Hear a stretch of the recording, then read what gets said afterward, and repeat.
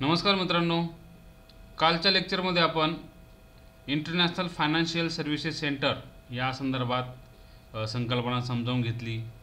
IFSC का चर्चेत आलं, त्यानंतर जागतिक स्तरावर अशा वेगवेगळ्या प्रकारच्या IFSC कोणकोणत्या शहरात आहेत, त्या ठिकाणून कोणत्या सेवा पुरवल्या जातात, भारतात जे IFSC आपल्याला सुरू करायचं आहे त्याची उद्दिष्टे काय आहेत, त्यासाठी कशाची आवश्यकता असते, दुबईच्या इंटरनॅशनल फायनान्स अँड सर्व्हिसेस सेंटरची आपण तुलना करून पाहिली भारताबरोबर, त्यातून काय फायदा होऊ शकतो याचाही आपण अभ्यास केला. आणि IFSCची वाटचाल आपण पाहिली, IFSC निर्मितीच्या घडामोडी आपण पाहिल्या. आणि त्यावेळेस आपल्याला असं लक्षात आलं की IFSC आता अंतिम टप्प्यात आलेला असून त्या संदर्भातलं नोटिफिकेशन केंद्र सरकारने आत्ता 28 एप्रिलला काढलं. तत्पूर्वी IFSC ऑथॉरिटी संदर्भातला कायदा संसदेत डिसेंबर 2019 संमत झाला होता. आणि आता नव्या नोटिफिकेशननुसार IFSCचं मुख्यालय जे असेल ते गुजरातमधल्या गिफ्ट सिटीमध्ये होणार आहे. आणि त्यावरून महाराष्ट्र आणि केंद्र सरकारमध्ये आरोप प्रत्यारोप झाले आहे. या संदर्भातली आपण काल चर्चा केली. आजच्या लेक्चरमध्ये आपण हे पाहणार आहोत की ज्या ठिकाणी IFSCचं भारतातल्या पहिल्या किंवा कदाचित एकमेव ठरू शकणाऱ्या IFSCचं मुख्यालय गिफ्ट सिटीमध्ये, ज्या गिफ्ट सिटीत गेलेलं आहे ती गिफ्ट सिटी नेमकी कशी आहे, काय सध्या त्या गिफ्ट सिटीची सध्याची परिस्थिती आहे, गिफ्ट सिटीमध्ये किती प्रमाणात रोजगार निर्मिती झाली किंवा त्या गिफ्ट सिटीचं काम कुठपर्यंत आलेलं आहे, त्या गिफ्ट सिटीची वैशिष्ट्ये काय असणार आहेत हे आपण या ठिकाणी पाहणार आहोत. GIFT city Gujarat international finance tech city. आता या Gujarat international finance tech city उभारण्यासाठी म्हणून एक GIFT लिमिटेड नावाची एक कंपनी स्थापन केलेली आहे. आणि या कंपनीमध्ये कोण इन्व्हेस्टर्स आहेत तर ILFS investment leasing and finance services नावाची एक ILFS अतिशय मागच्या काही दिवसांपासून वादग्रस्त असलेली कंपनी आहे. त्यातल्या काही स्कॅम बाहेर आल्यानंतर बरेच वाद झालेले आहेत. तर ती ILFS आणि दुसरी आहे भागीदार त्याच्यामध्ये GUDC Gujarat urban development corporation, अशा दोन प्रमुख कंपन्या मिळून GIFT लिमिटेड नावाची एक कंपनी स्थापन करणार आहे की जी कंपनी गिफ्ट सिटीचं सगळं काम करणार आहे. आता या ILFSमध्ये कोण सहभागी कंपन्या आहेत तर ILFSमध्ये सहभागी असलेल्या कंपन्या म्हणजे ओरिस कॉर्पोरेशन, त्यानंतर आपली SBI, ओरिस कॉर्पोरेशन जपानची आहे, SBI भारतीय, LIC आपली इन्व्हेस्टमेंट कंपनी भारतातली, आणि ती चौथी कंपनी आहे ADIA म्हणजेच अबुधाबी इन्व्हेस्टमेंट ऑथॉरिटी. या सगळ्यांची मिळून ही ILFSमध्ये भागीदारी आहे. आणि ILFS आणि GUDCची मिळून त्यांनी गिफ्ट लिमिटेड नावाची कंपनी स्थापन केली की जी गिफ्ट सिटीची डेव्हलपमेंट करणार आहे. ओके, आता हे गिफ्ट सिटीविषयी थोडीशी माहिती घेऊया. ही गिफ्ट सिटी आहे गांधीनगर आणि अहमदाबाद या दोन शहरांच्या मध्ये साबरमती नदीच्या किनाऱ्यावर साधारणपणे 886 एकरात म्हणजे साधारणपणे 3.9 चौरस किलोमीटर जागेत, किंवा आपण दुसऱ्या शब्दात असंही म्हणू शकतो की 62 दशलक्ष चौरस फुटावर हे एक नवीन स्मार्ट सिटी वसवली जात आहे. आपण या ठिकाणी पाहू शकता नकाशामध्ये की गांधीनगर जवळून जी साबरमती नदी वाहत आहे त्या साबरमती नदीच्याच एका किनाऱ्यावर ही गिफ्ट सिटी वसणार आहे, ही साबरमती नदी. आणि गांधीनगर आणि अहमदाबाद ही अशी दोन मोठी शहरं या सिटीपासून जवळ असणार आहेत. शिवाय ह्या सिटीला मेट्रोचं आणि BRTचं पण जाळं असणार आहे. त्यामुळं कनेक्टिव्हिटी या ठिकाणी रस्त्यांची आणि मेट्रोची कनेक्टिव्हिटी तर असणारच आहे. त्याचबरोबर इथं जवळ एक एअरपोर्ट पण आहे. त्यामुळं सगळ्या प्रकारची कनेक्टिव्हिटी या ठिकाणी अवेलेबल करून दिलेली आहे. आणि या शहराच्या निर्मितीसाठी अंदाजे 70,000 कोटी रुपयांचा खर्च हा एक्सपेक्टेड आहे.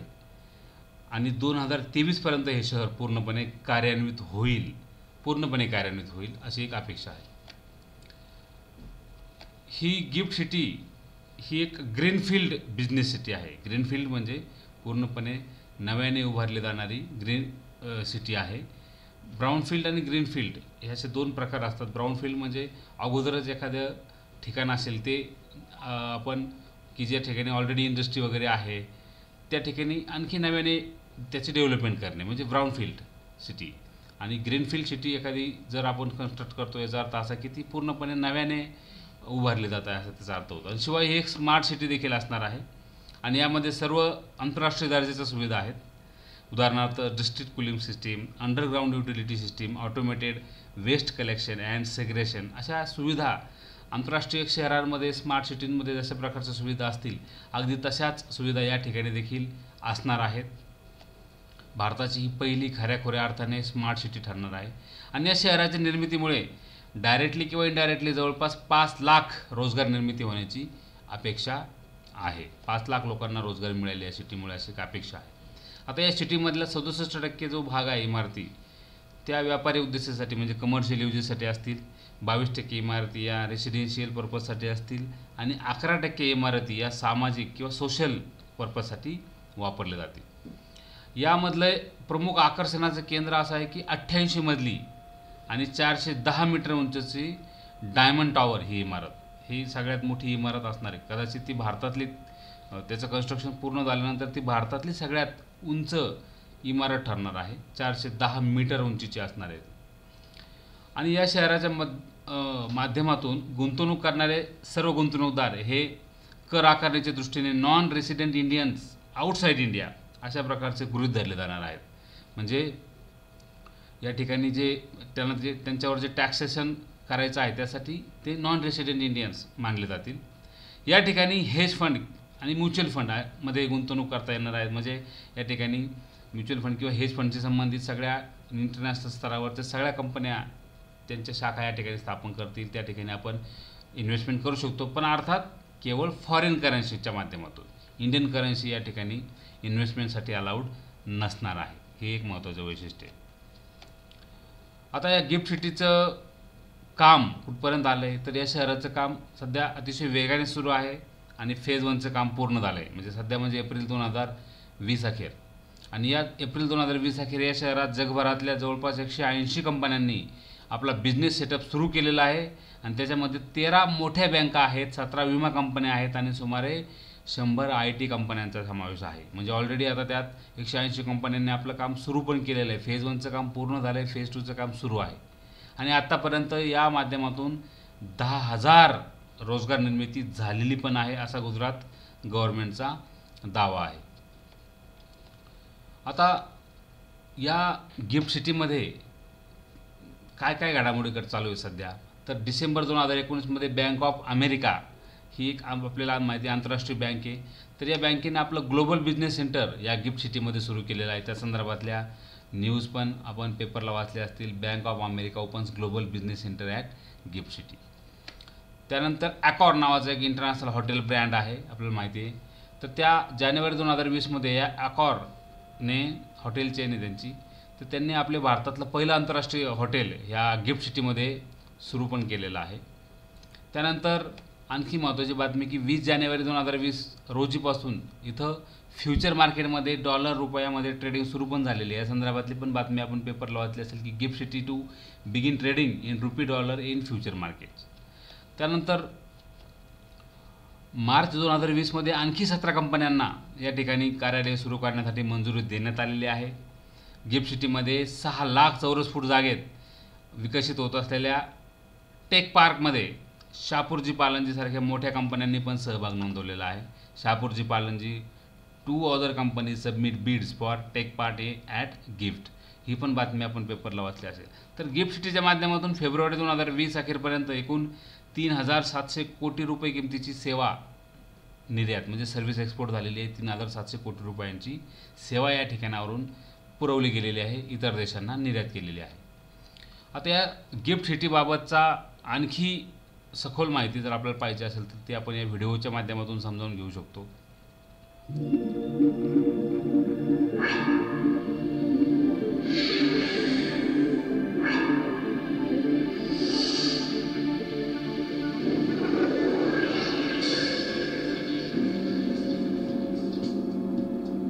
financial service sector is fast emerging as the growth engine with world-class technology, seamless connectivity, state-of-the-art infrastructure, and the finest talent pool.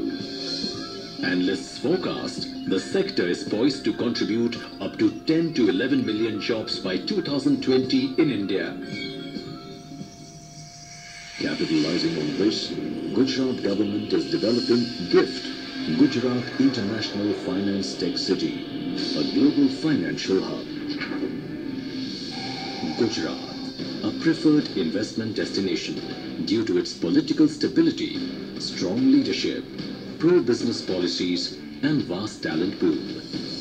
What's more, its intrinsic entrepreneurial spirit, backed by reliable resources and strong infrastructure, only adds to the advantage factor. The geostrategic positioning of GIFT will enable operators to service geographically extreme financial markets by bridging far-flung time zones. Accentuating the advantage factors, GIFT is located between Gandhinagar and Ahmedabad and also connected to the fastest growing Delhi-Mumbai industrial corridor planned along the NH8. GIFT also provides easy access to the Ahmedabad International Airport via a dedicated road link. Additionally, Metro and BRTS assures access to and fro from all sides. The bird's eye view reveals the futuristic design that GIFT is. A truly international and high-tech city spread over 886 acres of land by the riverside.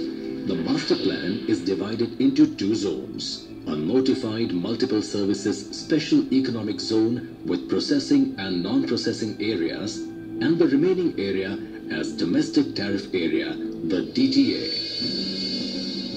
Urban form of the city is guided by superior infrastructure, futuristic buildings, immaculate green spaces, large water body, a well-connected transport network, wide sidewalks lined by beautiful majestic trees, and a fine balance between recreational and residential spaces. In this boundaryless world at GIFT, the building blocks are planned sans boundary walls. The most picturesque public space is the Samruddhi Sarovar, a recreation lifeline of GIFT connected to Tapas Udyan, the green lung of the city by a 60-meter wide pedestrian green boulevard. Tapas Udyan is flanked by an institutional zone that will offer world-class education and healthcare. Also, it has a fine executive golf course with clubbing facilities. The city will stand tall amongst its peers, recreating a dazzling skyline silhouetted against a river with Diamond Tower as its centerpiece, a 410-meter tall structure that speaks of a truly global image. Sizable foreground to the buildings and podiums will scale down the otherwise tall buildings. Facade guidelines are mandated for better orientation and natural light and ventilation. The city is being developed on smart, user-friendly, safe, eco-friendly and sustainable infrastructure principles. Multi-level car parks, metro stations, public transport hubs and elevated walkways make GIFT a pedestrian-friendly and safe city. GIFT is an eco-friendly city. It provides for 24/7 portable water supply, zero discharge aimed by reuse of wastewater, and automated waste collection system. GIFT also confirms 24/7 highly reliable uninterrupted power supply system. Cooling within GIFT is by most energy efficient district cooling system. A dedicated utility service corridor in the form of a large underground tunnel shall monitor, manage and facilitate the utility network of the entire city. Cutting-edge cutting-edge ICT, smart and intelligent building and infrastructure and city command control center truly make GIFT a futuristic city. Institutional framework led by GIFT UDA will oversee the urban development and facilitate single window clearance system. GIFT CL aims to plan, develop, operate and maintain the international finance tech city through several infrastructure-led subsidiary companies. These companies will provide municipal services, advanced technology support and focused sector-specific services to GIFT City. GIFT, a truly global financial hub where wealth creates wealth.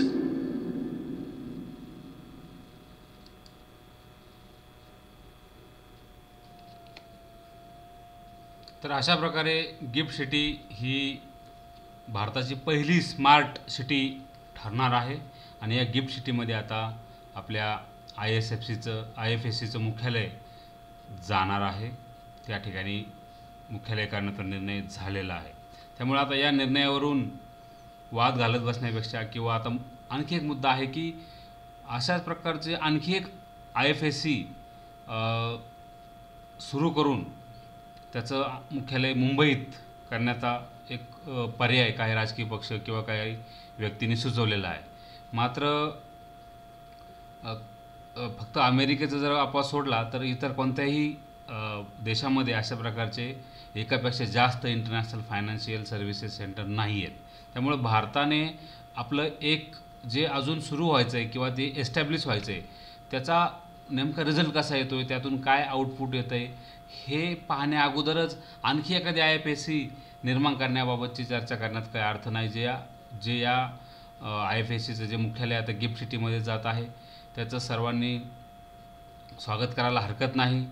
ज्यावेळेस विरोध करायचा होता किंवा ज्यावेळेस प्रयत्न करायचे होते ती वेळ निघून गेलेली आहे. त्यामुळे आता या मुद्द्यावरून काथ्याकूट करत बसण्यापेक्षा जे चांगलं होणार आहे त्याच्याकडे लक्ष देऊन या गिफ्ट सिटीचं आणि IFSCचं सुद्धा स्वागत केलं पाहिजे. धन्यवाद. उद्या नवीन व्हिडिओमध्ये आपण पुन्हा एकदा भेटू. थँक्यू.